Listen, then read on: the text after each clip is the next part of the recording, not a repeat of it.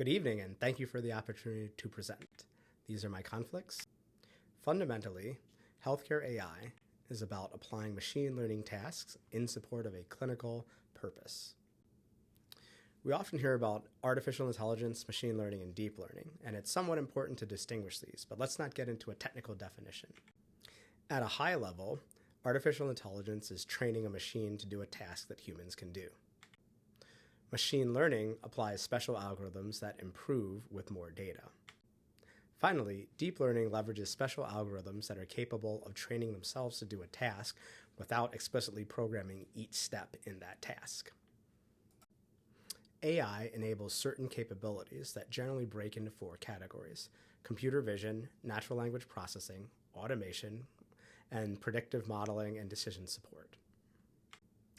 These model capabilities can then be strung together to support various different AI applications. For example, our lab is using natural language processing to take patient symptoms as described in clinical notes and apply an ontology, specifically Rutherford classification for acute limb ischemia, and then determine are they stage 1, 2A, 2B. Similarly, we're using computer vision to basically build angiography clinical decision support to help with analytics and voice-activated navigation at the point of care. Finally, we're using predictive and prescriptive modeling to evaluate limb trajectory and risk prediction, as well as limb optimization and treatment selection. In building AI systems, you cannot go from 0 to 100 real quick.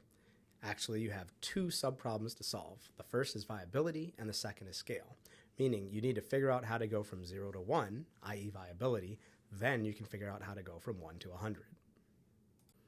We use the algorithm decode to describe the components of an end-to-end machine learning pipeline. So first, you need to define the problem in conjunction with a machine learning scientist. Second, you need to figure out what sort of data you want to extract. Third, you need to figure out your compute, both the hardware and software side. On the software side, once you've developed that stack, you develop models, which then need to get optimized. Then you deploy in the real world. And then the most important part is evaluation. Evaluation allows you to feed back to all the other constituent components and make everything better. Broadly, there are 3 machine learning paradigms: unsupervised learning, supervised learning, and reinforcement learning. Supervised learning means that you have labels, meaning that the model is trying to do regression or classification. Unsupervised learning means that the model is doing grouping, and after the model tells you the groups, you then read through the data and figure out what the labels were. So, the imaging could be left leg, right leg, and it's essentially solved laterality, or it could be classification or staging, but the model does the grouping, and then you determine the clinical meaning of those groups. Reinforcement learning is a little bit beyond the scope of this discussion. So there are fundamental challenges in healthcare AI, and I would define 3. The first is data labeling. This, again, is the most important problem in machine learning to go from 0 to 1. People want to make you believe like, oh, your organization has lots of data, therefore you're good to go. That's not true. The gold is labeled data. Otherwise, you have gold ore that is sitting in the ground, and you may discover it takes years to build the pickaxes and infrastructure to be able to get that raw data from data into information that can be analyzed, and then go from information to knowledge and wisdom so that you can make better decisions in the future. So some tips and tricks with data labeling is that you need to think of everything in 2 phases. The first is feasibility, and the second is production. So your key task in the feasibility is piloting a system where you can move fast and assess if what you want to do is even possible under your particular constraints. Whether that's a data constraint, time constraint, compute constraint, but is it even possible to do at a small scale? The second is production, where essentially you're scaling your labeling endeavor, and key here is reducing technical debt.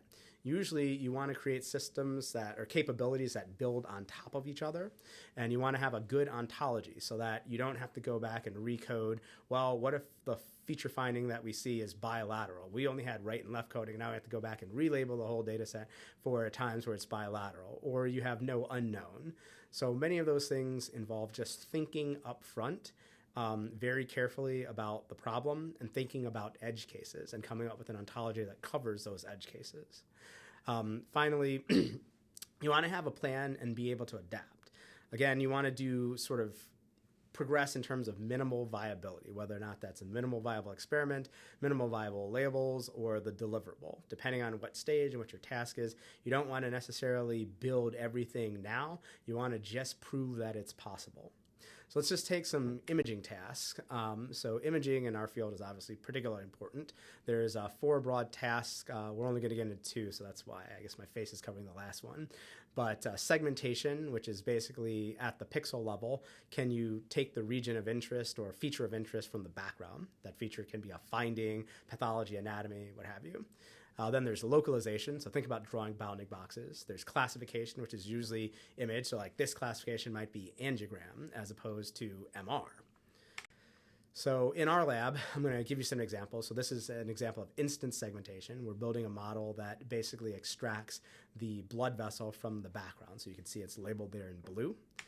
You can do semantic segmentation, so you can take those instances of blood vessel, and they are different blood vessels. So, obviously one's a SFA, one's a profundo, one's a common femoral, and then it can determine within that same class what are the different instances of blood vessel in this scene. There's also localization, so we've put around a box around the blockage, and then a future task in terms of, for instance, minimal viability is determining, is this blockage a stenosis, high grade, low grade, is it a total occlusion, is it chronic total occlusion, but that can all be dealt with later. You don't necessarily need to build that up front if the model can't even find the pathology. Another big challenge is team culture. At a minimum, everybody on the team should be T-shaped, where they're an expert in one domain and have the ability to work with others. I would say our ability to be conversational with others. So I would say at the beginning, you clinically represent the clinical expertise, but you also need to look at people who have computer science expertise, and then those people need to be able to communicate well with you. So they need to have some domain understanding of medicine.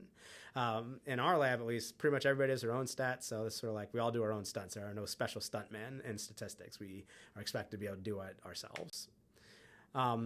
There's a lot of culture based on your training paradigm. In medicine, we have a very significant risk aversion, and obviously in people from the CS world, it's move fast. The other big challenge is building end-to-end solutions. So this is, one, just hard to do, takes a lot of time, requires investment for a need, and sometimes it's difficult to sell it to people who aren't thinking of the overall big strategic vision.